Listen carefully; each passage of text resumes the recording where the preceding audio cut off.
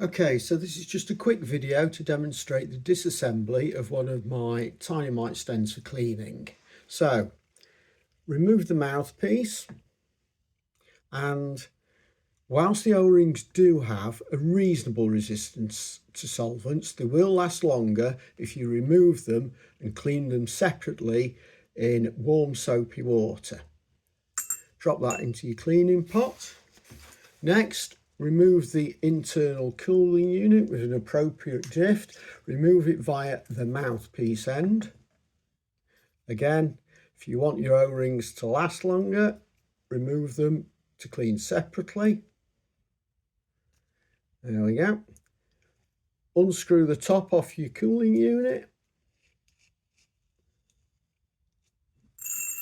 Empty out your media into your cleaning pot, drop the cooling unit, and that's it. That's as far as it disassembles.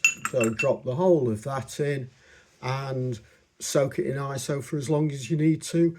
Then rinse it out with plenty of clean water. That's it. Job's a good one.